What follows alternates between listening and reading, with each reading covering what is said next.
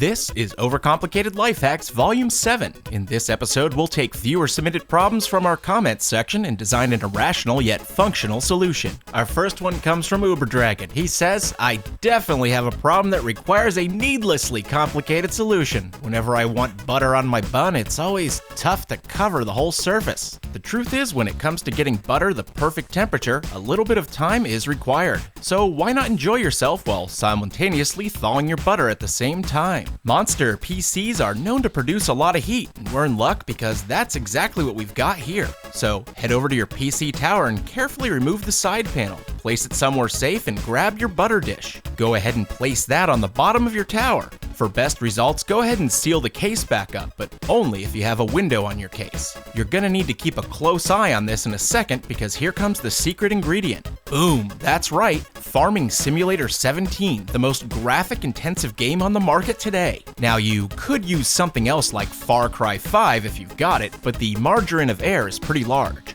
Go in there and crank up all your graphics settings to 11. We're talking ultra everything. Make your system hurt and beg for mercy as you dive into the exciting world of agricultural enlightenment. After about a minute, your butter will be going from solid ice block to molten mass of milk fat. Woo, just look at that physics engine. It's really working the graphics card and heating things up. In fact, we're almost done here. Just go ahead and dump your vehicle in the river and exit out of the program. If you put your side panel back on, it's time to remove it again and claim your delicious bounty. Now when you go to butter that bread, there will be absolutely zero fuss. It'll spread out nice and smooth every time, and because we got to enjoy the most advanced simulation of the millennium, you didn't even notice how quickly time passed. Next! Felix7SSJ2 left us this beautiful grammarian comment. Sometime I am sit with couch, but want reach the remote but can't. How to reach remote when too far for my arm. Alright, let's make an extendable set of hands to grab things that are out of reach when you're trying to relax. I got myself 12 cheap rulers and some nuts and bolts to hold them all together. Each ruler will need 3 holes, one being perfectly centered and the other 2 equidistant from the 2 edges. The problem here is that only 2 of the holes needed are present, but that's an easy fix. Flip one ruler around and line it up on top of the other. Grab a marker and fill in the spot where you'll need to drill a hole out. These types of rulers are fairly common, so you'll find that a 1/4-inch drill bit will be just the right size. Oh, and same goes for the screws as well. These were 30 cents a pop, so it's pretty cheap plastic. That being said, you'll want to slowly apply pressure as you bore out the new hole. I had a couple mistakes along the way, but it wasn't anything a little superglue couldn't patch up. Once you've got the 3 perfect holes in your rulers, it's time to start the assembly. I'll be using the 2 blue ones as handles. Just insert a bolt into the center hole and attach them together. It's important that you don't over-tighten because flexibility is key. Just screw down the hex nut until you meet a tiny bit of resistance and then stop. Now attach the end of your next set of rulers to the end of the handles. Follow exactly the same procedure as before. No over-tightening nonsense. Okay, in order to keep things level, alternate between rulers being on top and bottom with each new set. Just work your way down the line, meticulously forming an extendable appendage to do our bidding. Now, this is optional, but once you have everything bolted together and secured, it isn't a bad idea to put a little squeeze of hot glue over each hex nut. This way they won't come undone when operating the final device, but will still remain loose enough for fluid movement. Excellent. It certainly has a good reach, but how do you make it actually grab an object? I'm glad you asked. The answer is gloves. Oh, and popsicle sticks. Hey, listen, I bought a bunch of these. I want to use them. Attach one stick to the inside of each ruler. Yes, it's a very thin surface area, so hold it in place until it dries. This is going to serve as a base plate for the hands that we're about to make.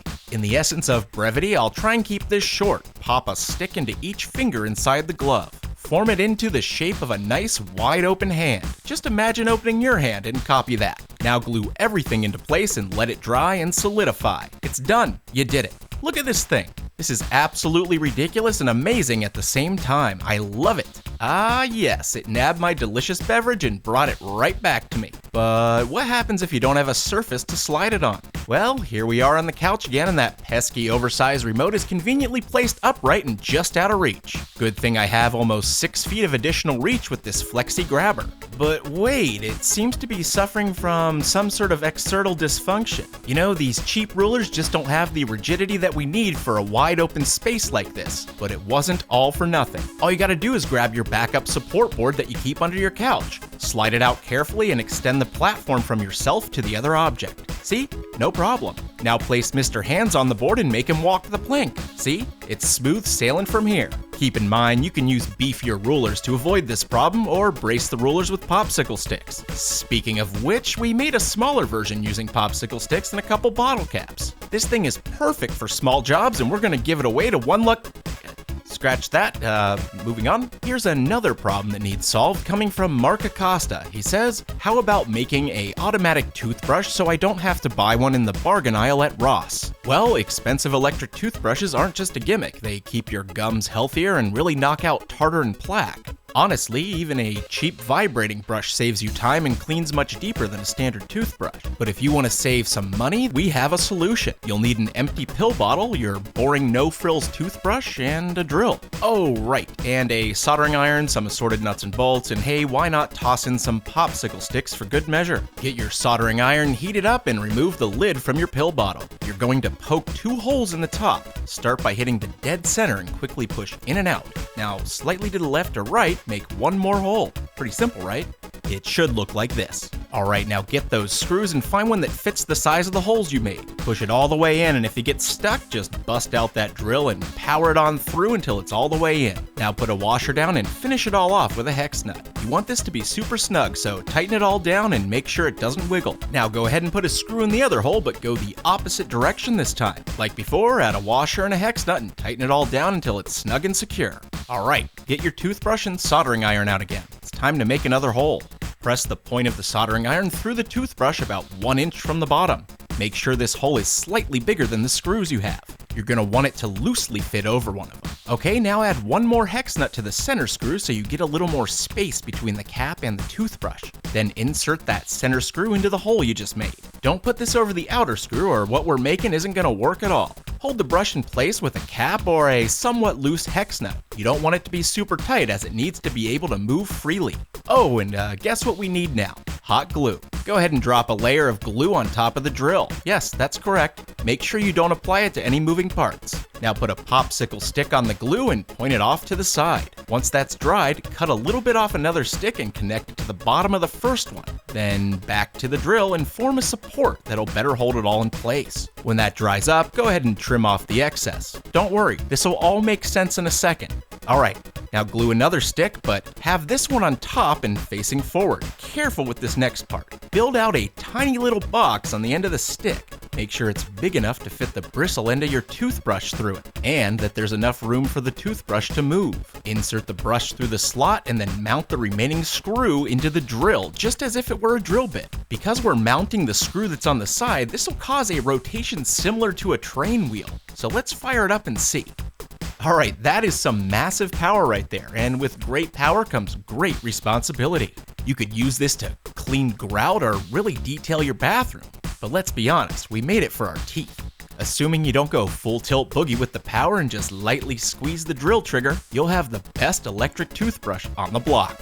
Alright, what's next? Silver Shot Prop came at us with a problem that we all experience. He says, when you are on the couch and you need a drink refilled, there has to be a better way than get up and refill it. He's right, there is a better way, and we call it the 30-foot straw. To start, you're going to need a big pack of straws. Also, this thing will be reusable, so you don't have to throw straws away when you're done, which will help the environment. The basic premise is to link a bunch of straws together, ultimately forming the Voltron of drinking apparatuses. I'll be prepping everything by connecting 5 together at a time with aluminum tape. Duct tape works too. Just cut a bunch of little connector pieces to make it all work. When you have enough to party, just bind the straws together 2 at a time. Rolling them on a flat surface will ensure they have no leaks, but I also suggest testing as you go to make sure something doesn't slip through the cracks. You don't want to have your super straw all done only to find that it's losing pressure at one of the binding points. As I mentioned, lines of 5 is a manageable amount so that you can route the straw appropriately through your house or apartment, because trust me, it's gonna get tricky in a second. Alright, before we place the straws, we have to prime our beverage bottle. To do this, get a large 2-liter of your favorite drink and remove the cap. With a set of pliers or clamps, hold it steady and drill a hole as close to the diameter of your straws as possible. If you don't have a drill bit that works perfectly, you can wiggle it around until you get exactly what you need. When that's done, screw the cap back onto the bottle and insert a line of 2 or 3 straws. Grab some hot glue and fill in the top gaps. Make sure you don't glue the cap to the bottle itself. Once the seal is dry, go ahead and trim down the straw that's extending from the bottle cap. This bottle is going to end up in the fridge, so we want to limit the amount of clearance that's required. Alright, now the trickiest part, forming a sealed angle. It definitely took me a few tries to nail this, but with a combination of tape and cuts to your straw, you want to form something resembling a 90-degree angle, or at least close to it. I ended up having serious difficulty forming a perfect seal and just ended up covering the whole thing with hot glue so that leaks were non-existent. Alright, the angle is sealed. Time to add your first set of straws. Using a larger piece of tape than usual, connect a string of 5 straws to the one exiting the bottle. You'll know you've got it right if your carbonated beverage starts traveling up through the straw. While this is a great test, it also gets annoying, so you can loosen the cap a bit to prevent it moving forward. You'll quickly notice that these things are going to need support, so time to see what you've got laying around. After hooking up several sets of straws, I ended up using a mixture of chairs and camera tripods to keep the straws off the ground and relatively steady and secure. You just want to route them all from your fridge to where you want to veg out and relax. Once you have your path functional and secured in place, it's time to hook up the sody pop. Hopefully you didn't do that yet. Pop open your fridge and reattach the angled piece directly to the bottle top. Double check for any leaks again, and if you're good, slide the straws out the side of the fridge. You'll need to utilize the rubber seal of the fridge so that it retains its cold temperature, but if you're careful, you can close it without crushing the tube. Just analyze the best place to position the exiting straw. Ultimately, I ended up using the side position so there was less height for the liquid to travel. As you can see, the fridge is closed, but we're still getting liquid from our bottle on the inside. That's great news. Form all of your final connections on the straws, triple checking for any leaks or weak points. You can even do a few tests as you go along. Just take a few pulls off the straw, keeping in mind that unless you have a water pump for a mouth, you aren't going to be pulling tremendously large gulps, just simple refreshing sips. When you're satisfied with your setup, then it's time to relax. Grab a seat, get comfy, knowing that you have an infinitely cool beverage that's ready to be sipped down as you see fit. Now that is refreshing. If you made it this far, thanks for sticking it out. Feel free to post your own problem requests in the comments below, because we'll make another one of these in the future. So thanks for watching, and we'll see you next time.